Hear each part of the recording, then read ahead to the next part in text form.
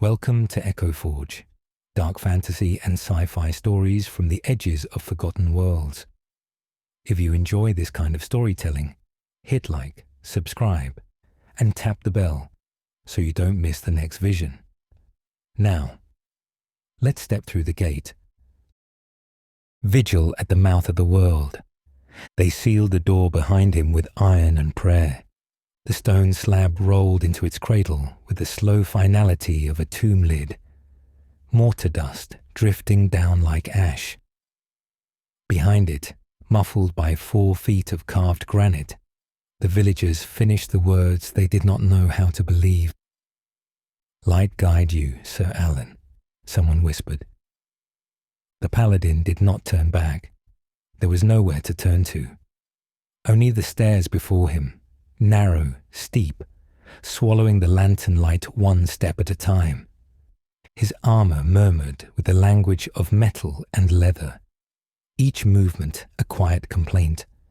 The sigil on his breastplate, a sunburst haloed by a ring of thorns, caught the glow of his lantern in broken flashes. It had once been bright gold. Now it was the color of old brass and dried blood. He drew his sword at the first landing, not because he needed it, but because he needed the feel of it, the weight in his hand, the balance that had steadied him more times than faith had. The crypt exhaled around him, cold, stale, heavy with the intimate smell of old stone and older bones. It was a silence made of listening, thick with the sense that something waited just beyond the circle of his light. "By the light and the law," he murmured, an old habit of invocation. The words tasted like dust in his mouth. "I descend." His voice disappeared into the dark, swallowed without echo. He walked. The first dead came quietly. Alen felt them before he saw them. A pressure at the back of his eyes, the crawling sensation of being watched by people who had forgotten how to blink. His lantern showed him a narrow corridor lined with alcoves, each holding a stone slab and a dust-slick shape beneath threadbare shrouds. The fabric moved, a slow, dragging motion, fingers like roots pushing against linen. The shrouds bulged, tore, and the dead heaved themselves into the lantern's tired light.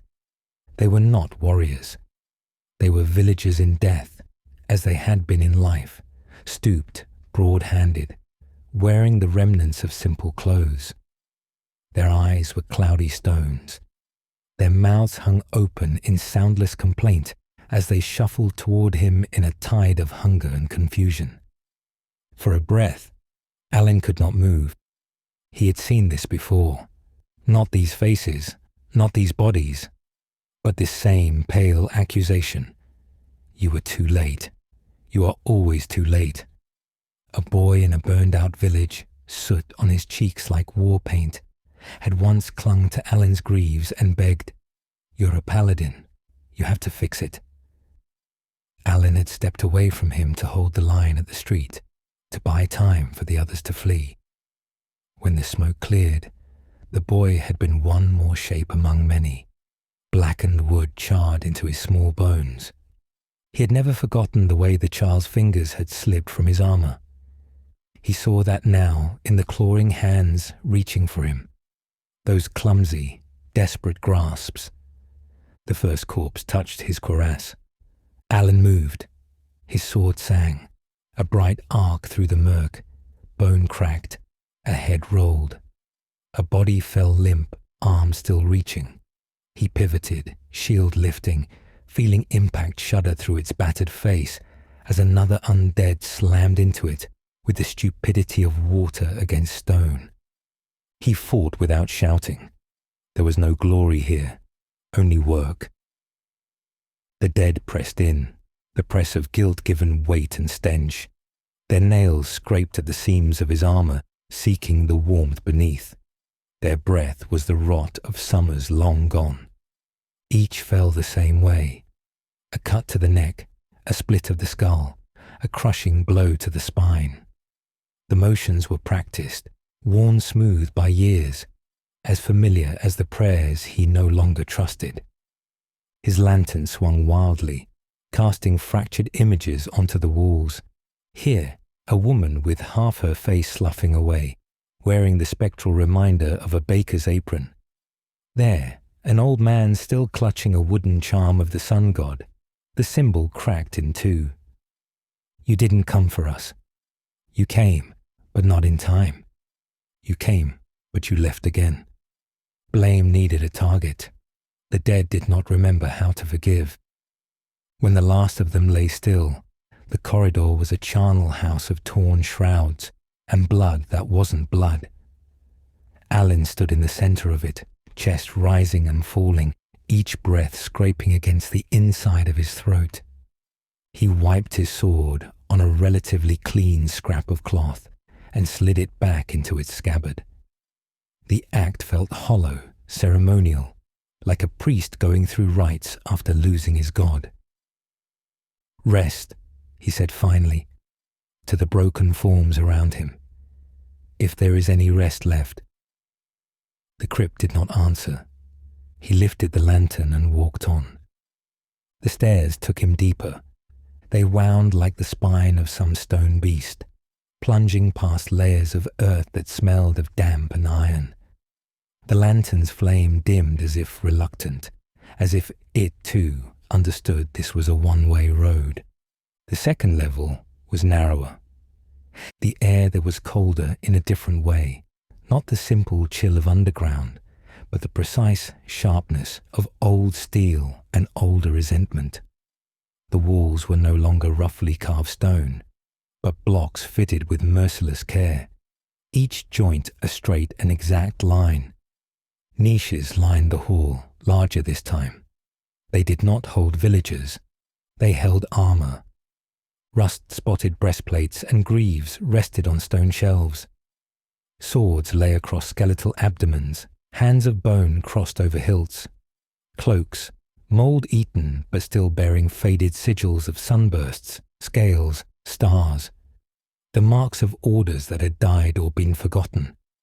Knights, paladins, Templars, his own kind. As Alen stepped forward, the light from his lantern glinted off a familiar emblem, a sunburst ringed with thorns, his order's sigil. He moved closer. The skeleton beneath the armor stared up at nothing, jaw slack, empty sockets humming with shadow. The breastplate bore a long, vertical crack that split the sigil in two, as if some enormous hand had simply pressed until the metal gave way.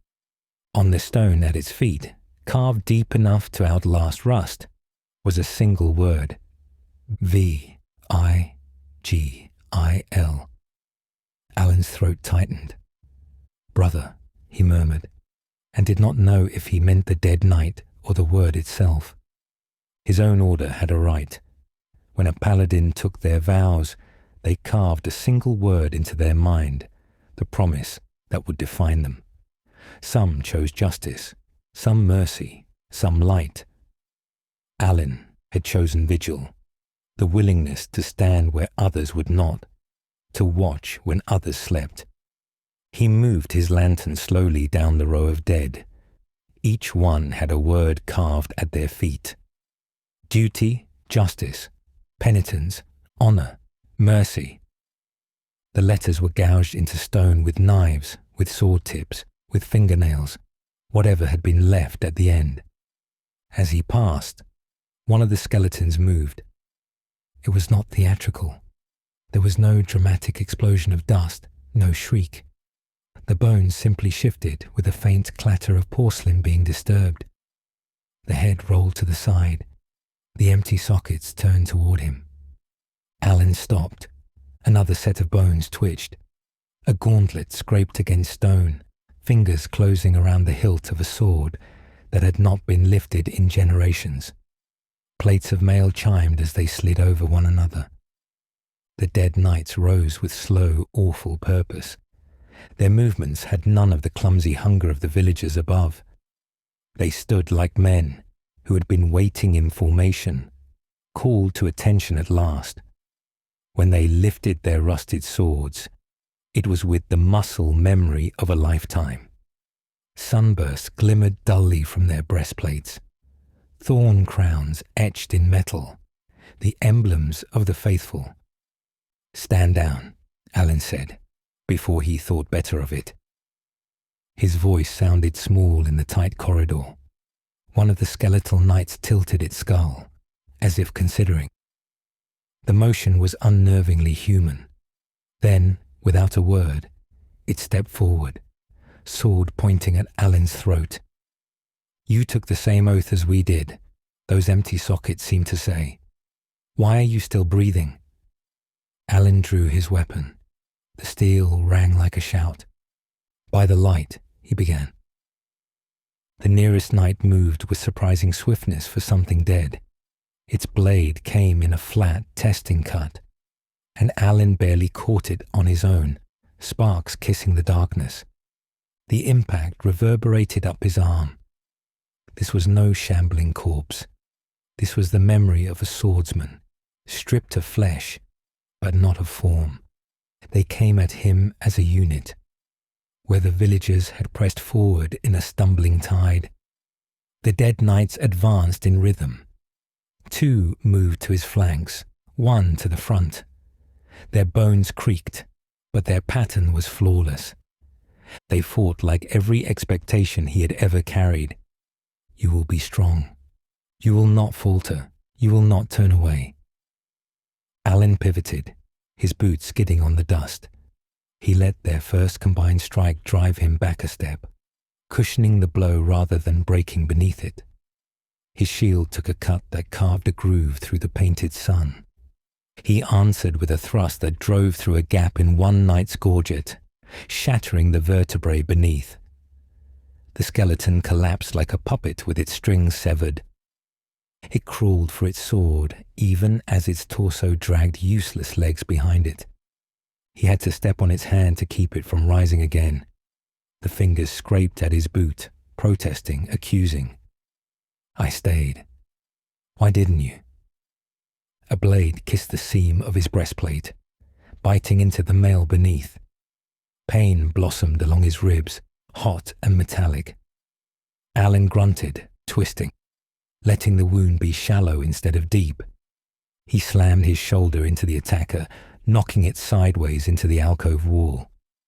Old stone cracked, bones splintered. One by one, he broke them. But something else broke too. With each skeleton that fell, with each sigil crushed beneath his boots, Alen felt a sliver of himself splinter. These were not mindless things.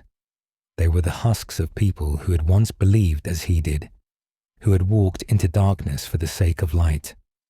Had they descended into this crypt too? Had they stood where he now stood, blade in hand, faith in their throats? Had they discovered, as he slowly was, that some burdens did not end? Duty did not bleed. It ossified. When the last night lay in pieces, the corridor was strewn with bone and metal. Dust hung in the air, glittering faintly in the lantern's circle. Alen sank to one knee, breath sharp in his lungs. His side ached where the blade had found him. Warmth dampened his tunic beneath the mail, but he ignored it. Wounds were simple. Wounds were honest. It was the questions that hurt. "What failed you?" he asked the scattered bones. "Your God, your order, the world above? Or did you fail yourselves?" The skull nearest his boot stared up at him through a spiderweb crack in its brow. For a heartbeat, he thought he saw something stir in those hollows. Not malice. Something softer, more dangerous. Expectation. He looked away first. Alen stood, wiped his sword on his cloak and kept walking. The word carved at his own feet, long ago and far away, felt heavier with every step. Vigil. A promise or a sentence. There was a resting place of sorts between the second and third levels. It was a chamber no larger than a chapel, circular and low-ceilinged, with benches carved directly into the stone wall. The floor was bare except for the accumulation of dust and a single, unlit brazier in the center. An old, dead fire, a memory of warmth. Alan's lantern began to gutter as he stepped inside, the flame shrinking as if suffocated. He set it on the floor by the brazier, feeling the tremor in his fingers as he did so. His armor creaked as he sat. The sound seemed loud in the small room, louder than any battlefield roar. He unhooked his helm, setting it beside him. Sweat cooled on his shaved head almost immediately. He listened. There were sounds in the stone beyond, a distant subterranean grinding like teeth clenching, the subtle crackle of bones turning in their graves, the faint, almost imperceptible scratching of nails against wood far below. The crypt was not merely a place, it was a throat, and he was walking deeper into its hunger. Alan bowed his head. He had not prayed properly in years. He knew all the words, of course. They had been carved into him as surely as the letters he had gouged into the sacred rock at his consecration.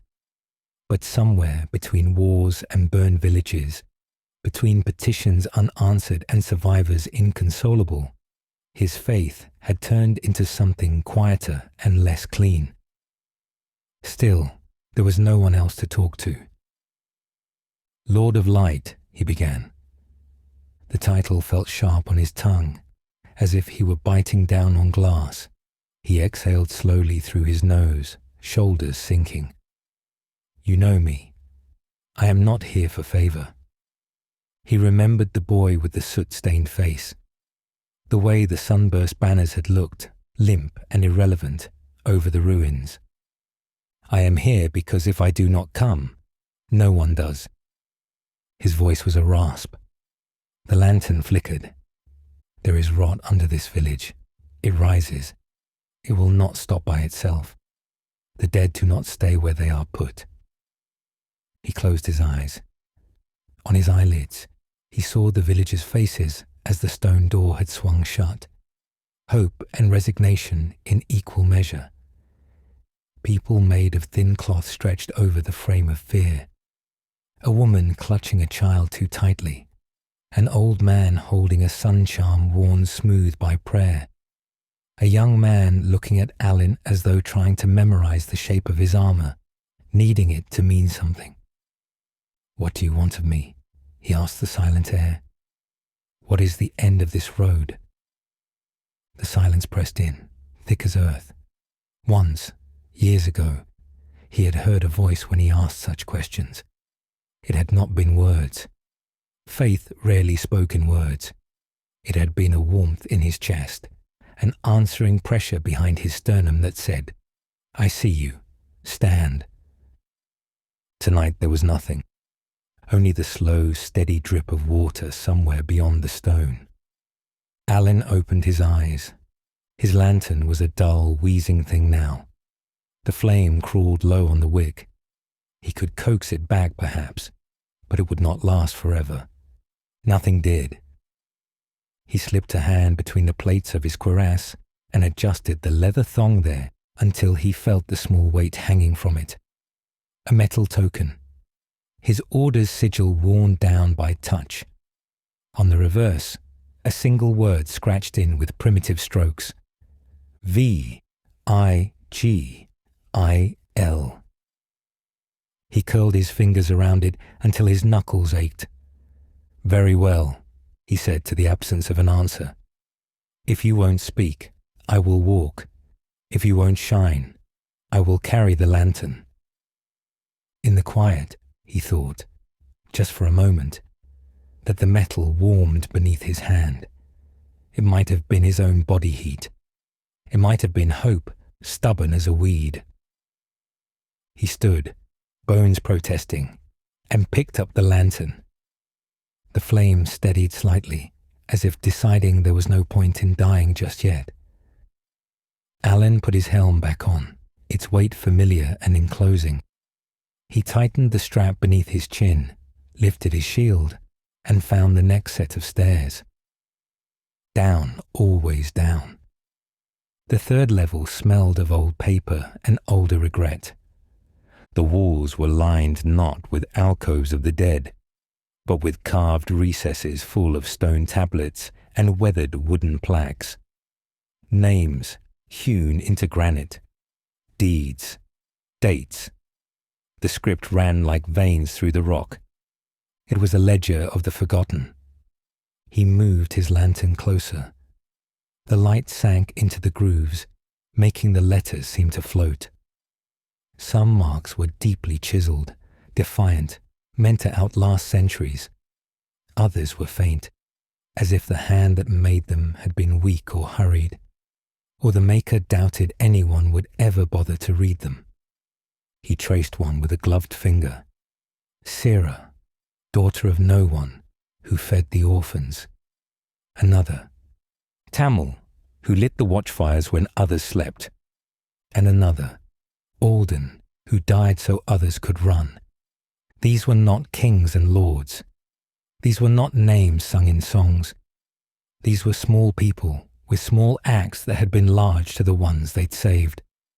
He could see, in the uneven strokes, the desperation of the living to carve memory into immovable things, as if stone could keep death from chewing through it.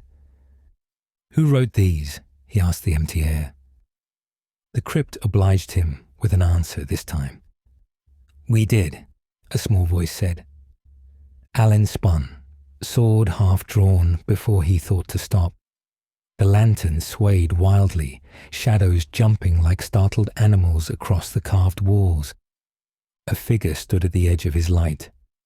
It was a child, or the memory of one. Bare feet, thin legs, a tunic hanging crooked over a body that was more absence than presence. He could see the stone through the ghost's translucent form. The face was smudged with the suggestion of soot. The eyes were too large, too solemn.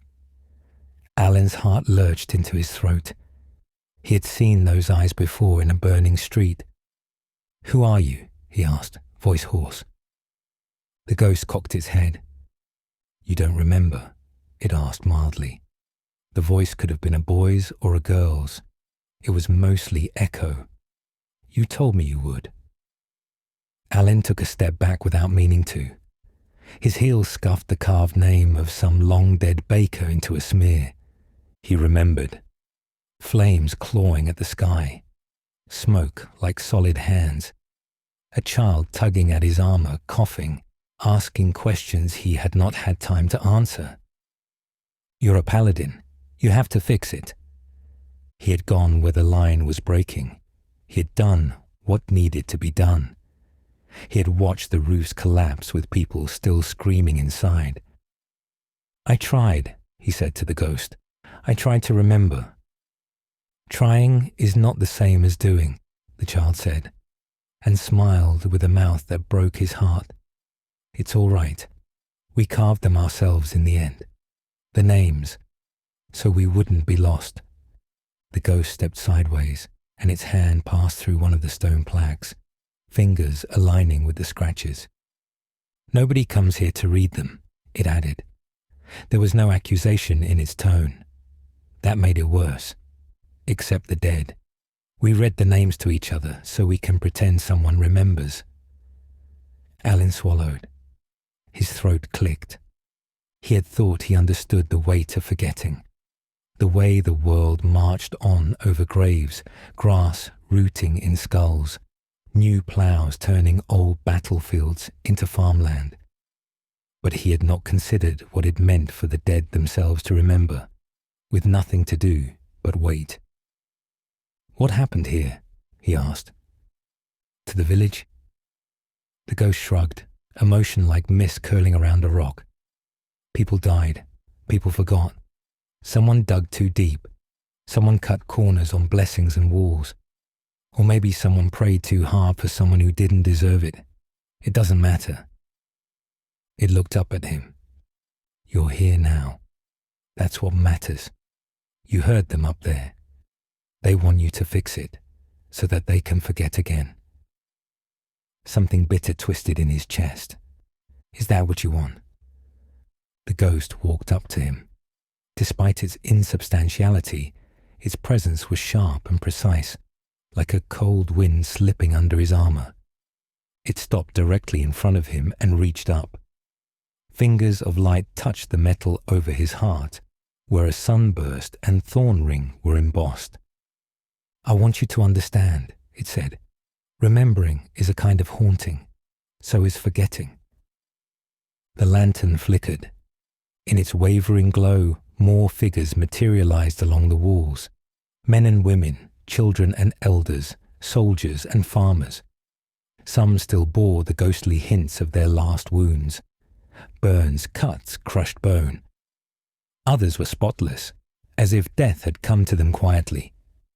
Each stood by a carved name or phrase, hand resting on the stone, as if it were a headstone or a door. They watched him with the patience of those who have run out of time. Alan's hand tightened on his sword hilt. What are you guarding? He asked them. What lies below that binds you here? A wound, the child said. A door that forgot how to close. A debt.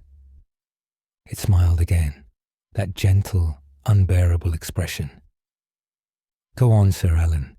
We can't show you the bottom. We're not allowed. We're just reminders. Reminders of what? That even if someone comes, the ghost said, stepping backward into the wall, they always leave again. One by one, the dead faded, their forms bleeding back into the stone. The carved names remained, all those letters scratched into permanence, the air cooled by a degree that had nothing to do with depth. Alan stood in the hollow they left. He thought about turning back. It was an honest thought, sharp as any blade. If he returned to the sealed door and pounded on it long enough, they might open it again. He could tell the villagers the truth. This place is not meant to be sealed by one man. It is a wound in the world, and what you have is a bandage on a dying giant. He could rally a company, an order. He could argue for shrines and walls and wards, for a rota of guardians. He could throw the responsibility back across the shoulders of the world, make it a shared burden. He could, but he did not move toward the stairs. The dead on this level did not lunge for him. They did not accuse him with screams. They spoke softly, in carved letters and ancient dust. Their very existence was a question with no good answer. If he left now, knowing what he knew, that the dead could not rest, that something at the bottom kept them turning in their graves, could he live with himself? He had seen too many people turn away from slow disasters because the end was not immediately visible. Mines pumped dry until they collapsed. Merchants cut costs until bridges fell. Priests ignored cracks in the walls until temples crumbled. It was always someone else's problem until the ceiling came down. He looked at the nearest plaque. The letters were half erased by time. He could still just make them out. Who stood? It was not even a name, just an act. Alan exhaled. Very well, he said quietly. Show me your wound. No one answered. He walked on. The final stairs were not for human feet. They were too steep, too narrow. The rises uneven in a way that spoke of collapse and rebuilding, over and over again. Each step had been worn by many souls, but the wear pattern was wrong. Not the smooth arc of living feet, but scuffs and gouges where dragging limbs had thrashed. His lantern's light huddled close now. The darkness above and below it seemed almost solid. Alan's wound at his side had sealed into a stiff, sticky ache inside his armor.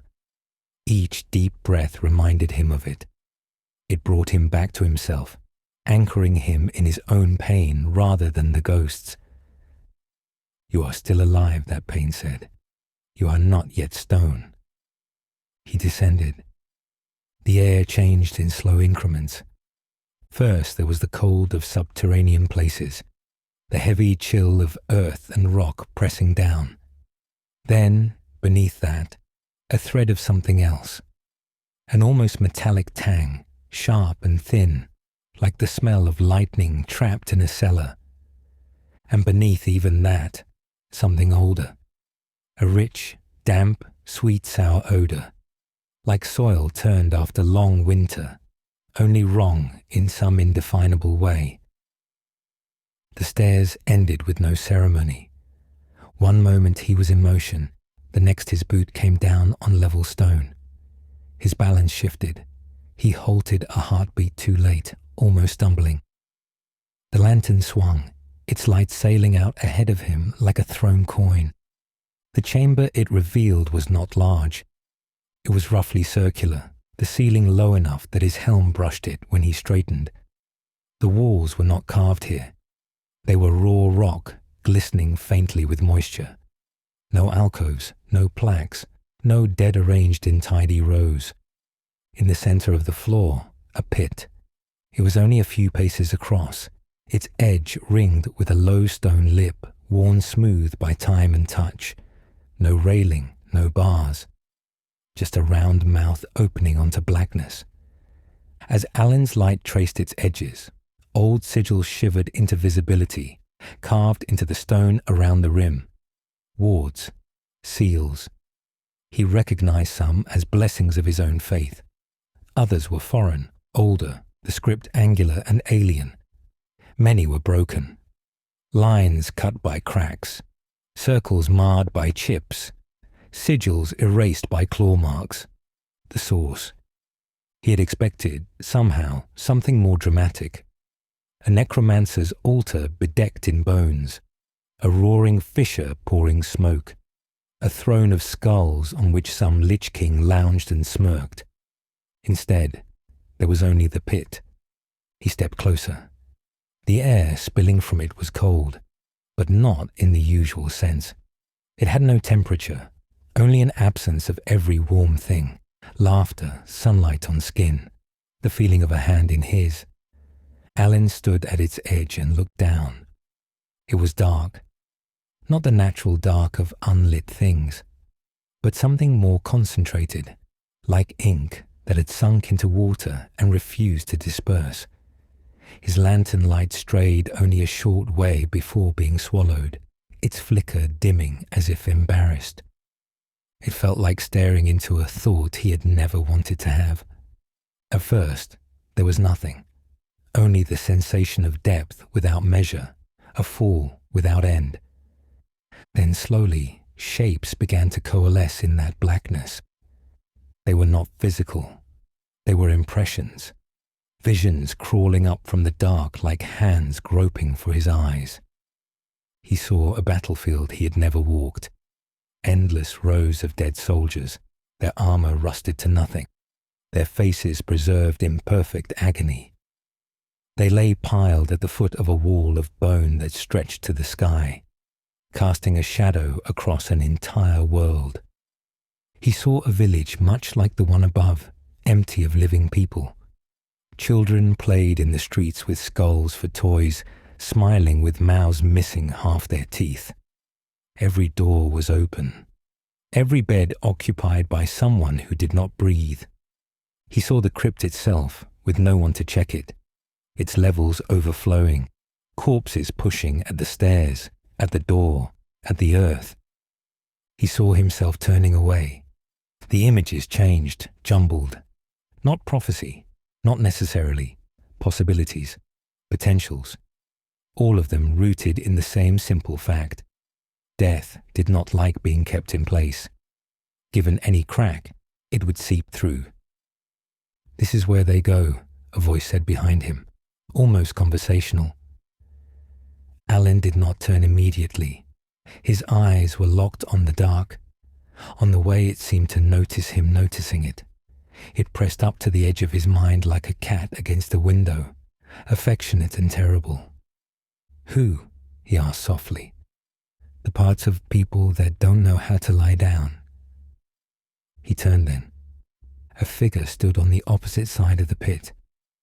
For a moment, his mind tried to call it a man. It had a shape that suggested shoulders, a chest, the tilt of a head. But it was made of the same not light as the darkness below, condensed into a thin outline. Its eyes were blank spaces, holes punched through shadow to nothing.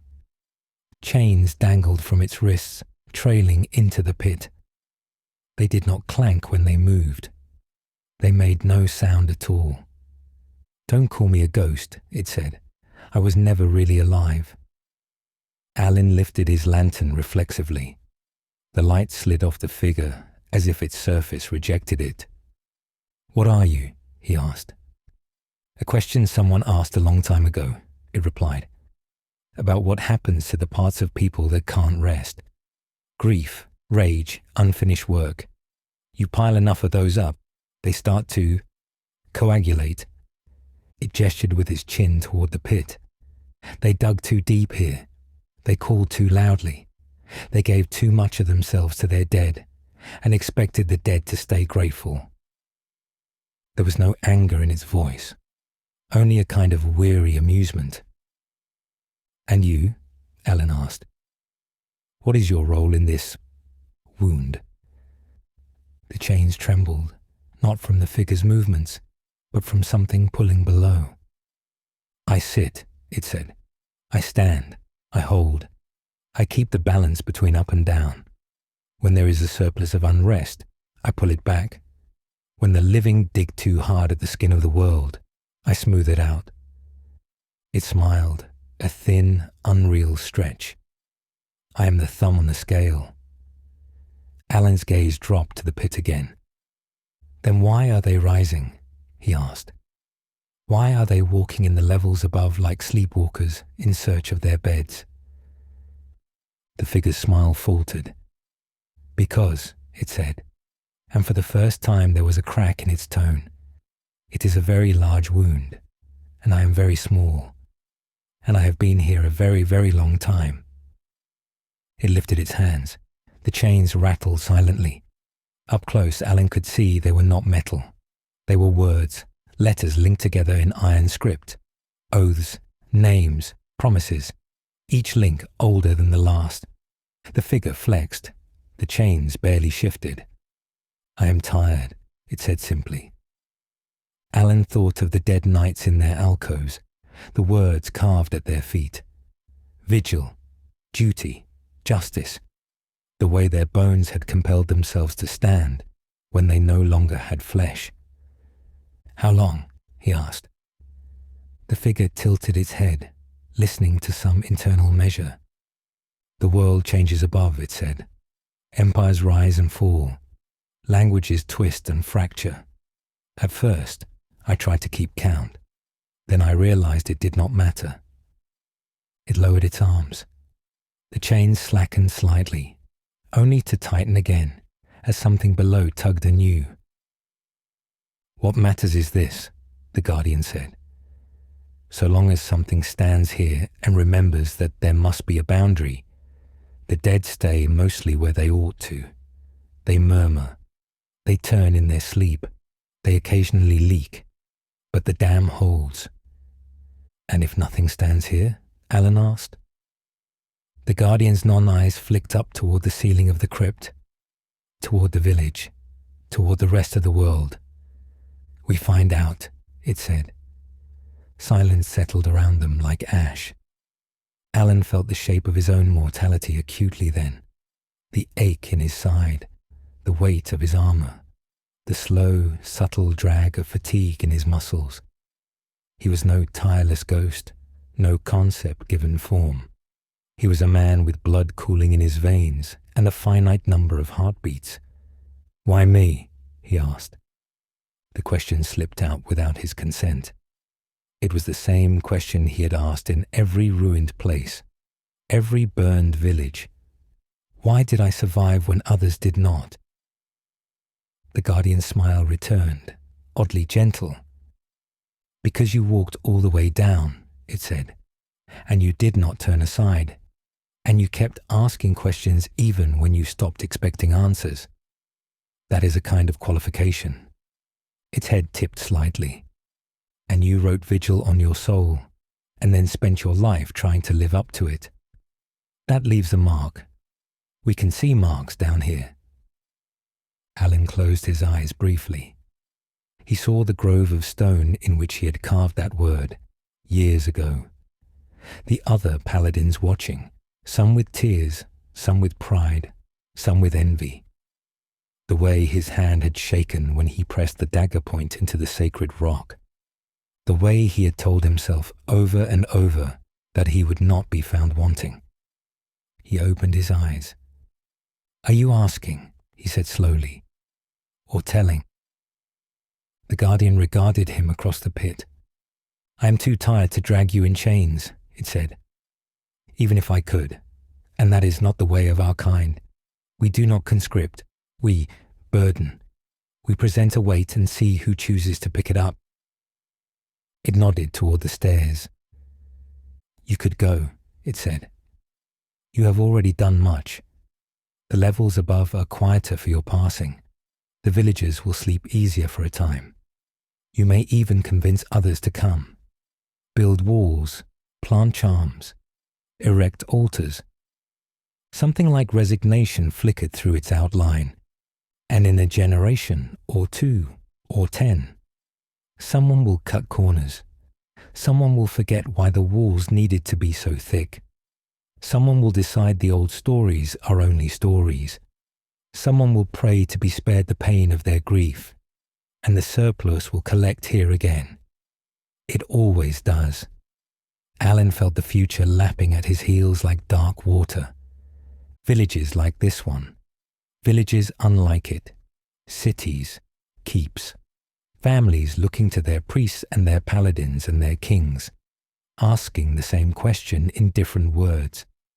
Will it hurt forever? Can you make it not hurt? Some pains could not be lifted, only carried. "You said our kind," he noted, partly to stall, partly because the words mattered. "What kind is that?" "Those who understand," the guardian said, "that there are burdens which, if not shouldered, fall on everyone." It smiled, more teeth than before. "Those fools who look at an endless task and think, if not me, then who?" Alen exhaled through his teeth. The air here did not taste of anything. It was like breathing in the absence of the world. He thought of the villagers' faces as the stone door had closed. He thought of the dead knights, compelled to rise even in the affront of their frustration.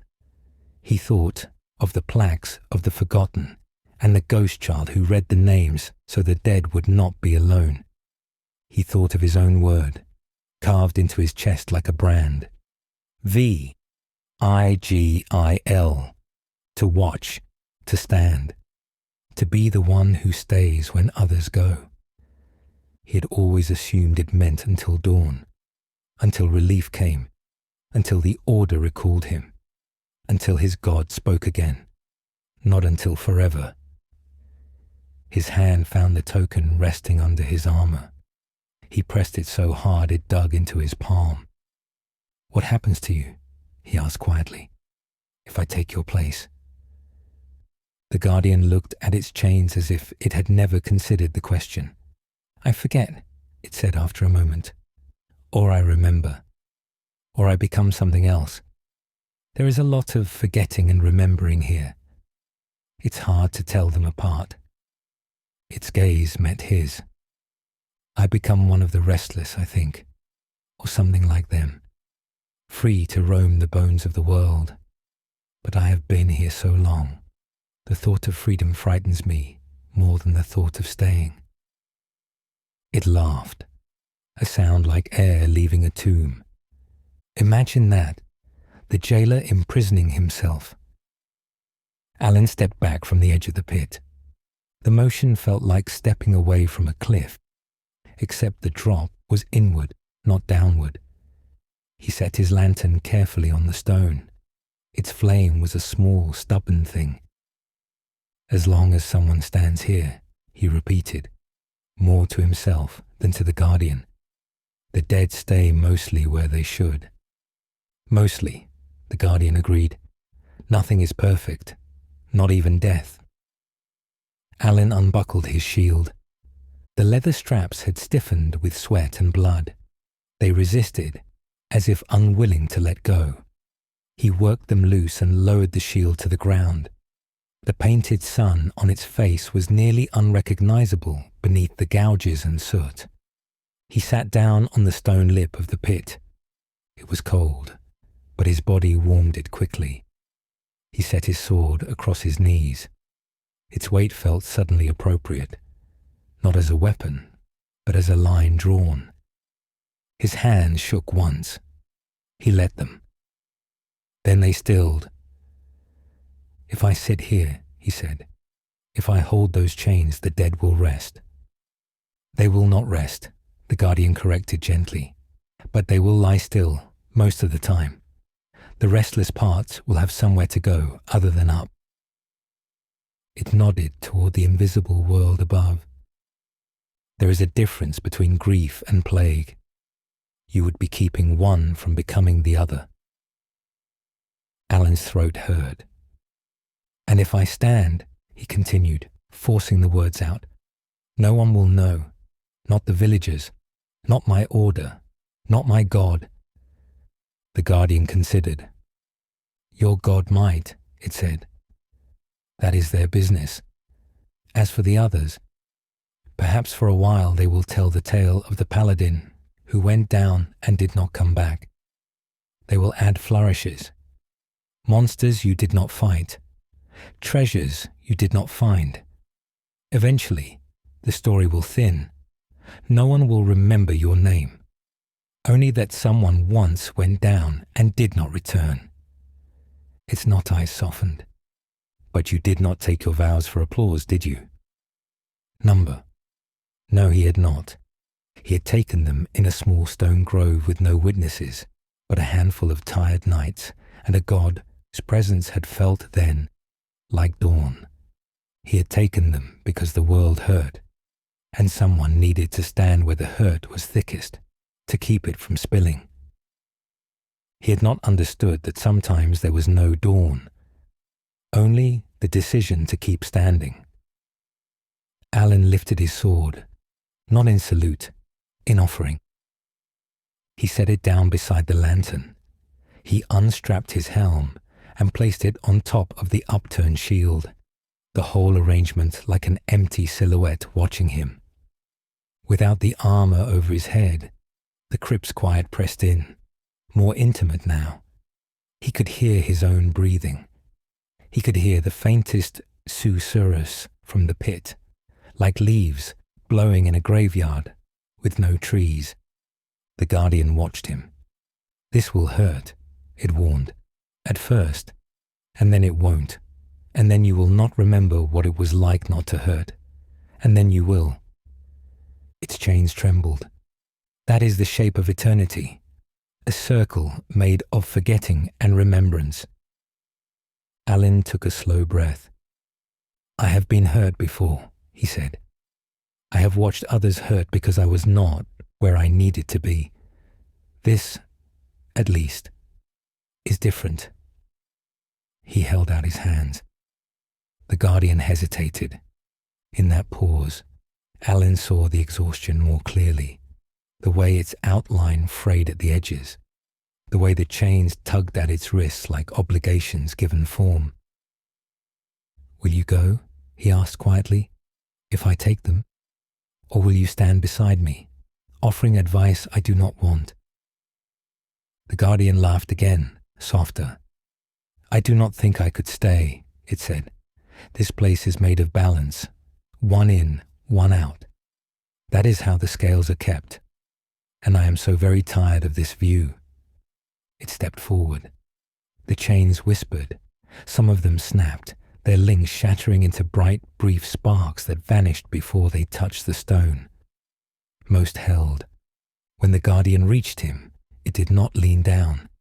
It simply flowed, condensing and rising until it matched his height. Its hands, shadow thin, hovered over his wrists. "Last chance," he murmured. Alen thought of the door at the top of the crypt. He thought of the hands that had braced against it, pushing it closed. He thought of the silence that had followed. He thought of the word carved into his life. Vigil, he said. It was not a word of magic.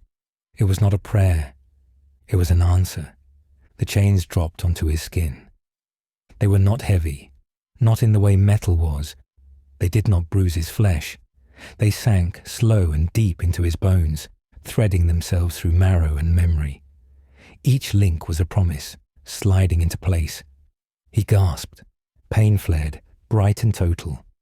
A first sunrise after a lifetime in darkness. Every oath he had ever sworn, every promise he had made and kept and broken, flickered through him like sparks. Faces, names, places, burned villages, saved caravans, children laughing, children not.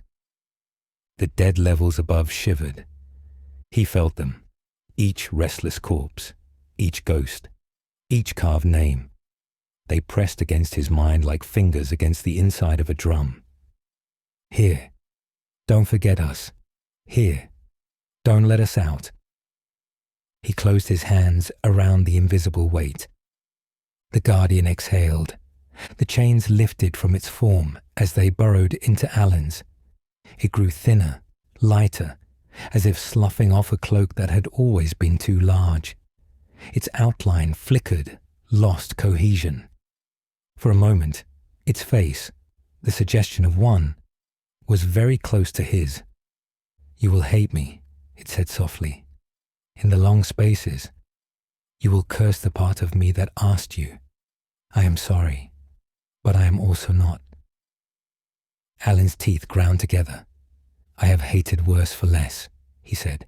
Go, before I change my mind. The guardian smiled one last time. Thank you, it breathed, for being the sort of fool the world requires. Then it stepped backward, into the pit. The darkness took it without ripple. Alen clutched the chains. They were inside him now. He could not see them, but he felt them anchoring his heart to the wound in the world. Every beat sent a slow pulse down into the abyss, a rhythm the dead could hear. Lie still, that pulse said. Lie still. The pit murmured back with countless voices, all of them versions of never. He sat. Time did something strange. It stretched. It snapped. Moments grew so thin he could see through them, then bunched thickly, suffocating. He was not sure if he breathed. He was not sure if he needed to. Once, he thought he heard the distant grind of stone above. The door being opened. Voices calling. Ser Alen. Sir. The sound faded. Perhaps it had been his memory of what might have been, had he chosen differently. Perhaps they had opened the door and found only empty stairs and dust. Perhaps they had told stories. Once, he felt the brush of something soft on his shoulder. A hand, a ghost, a god. You have chosen badly, a voice said, or he imagined it. You were meant to be a sword in the world, not a nail in its coffin. He did not answer. He watched the darkness below and held the line. Above him, seasons passed. Children grew and had their own children, who heard truncated tales of the night beneath the hill and rolled their eyes at stories meant to keep them from wandering at night. The village fields changed shape. Famine came and went. Plagues burned and died. Wars passed overhead like storms. Below, nothing changed, and everything did. The dead continued to die. They continued to be buried with too many tears and too many prayers. Their restless parts sank, bit by bit, toward the wound. Each arrived at the edge of the pit as a shiver of might have been and what if, and it's not fair. Alen felt them. He learned to recognize flavors of grief. The sharp, clean salt of a life well lived and ended. The sour tang of lives cut short by cruelty. the thick, clawing weight of those who clung so hard to what they were owed that their fingers bled. He let most of it pass. Not everything needed holding. Some unrest dissolved on its own, given time. But when the tide swelled, when the pressure built until the levels above vibrated with the urge to get up, to crawl, to claw, he tightened his grip. The chains in his bones sang. He pulled, down. Stay, he told them. Stay. He felt his own memories eroding under the constant flow, worn smooth like river stones. The details of his life above blurred. The faces of comrades, villagers, enemies became interchangeable. He knew he had been a man. He knew he had chosen. He knew one word more clearly than any name. Vigil. Sometimes, in the long dark, he wondered if anyone still carved words into sacred stone when they took their vows, or if they had replaced it with something easier, something safer. Sometimes, in the upswell of restlessness, in the strain that made every ghost in the crypt twitch in its grave, he thought he heard footsteps on the stairs above, heavy, armored, a lantern's faint glow. Hope, that old injury, stirred. Maybe, he thought, maybe another fool. Maybe I will not be the last. He did not look away from the pit. He did not loosen his grip. He sat in the bottom of the world, where the dead pressed like water against the thin stone of the living, and he became the quiet that kept them apart. On the surface, in a village that had changed names 3 times, an old woman lit a candle at dusk and set it on her windowsill. She did not quite remember why. Her grandmother had, and her grandmother before that. Something about a night in the deep. Just in case, she muttered, watching the flame steady itself. Just in case someone needs light down there. Far below, in a chamber no larger than a chapel, a man who had once been Ser Alen felt the faintest warmth on the back of his neck. It might have been nothing. It might have been enough. He did not rise. He did not leave. He kept the dead from walking. He kept his vigil. Thanks for watching Echo Forge. If this story resonated with you, leave a comment, hit like, and subscribe so the next tale finds you. Share this with someone who loves dark fantasy or twisted sci-fi, and I'll see you in the next world.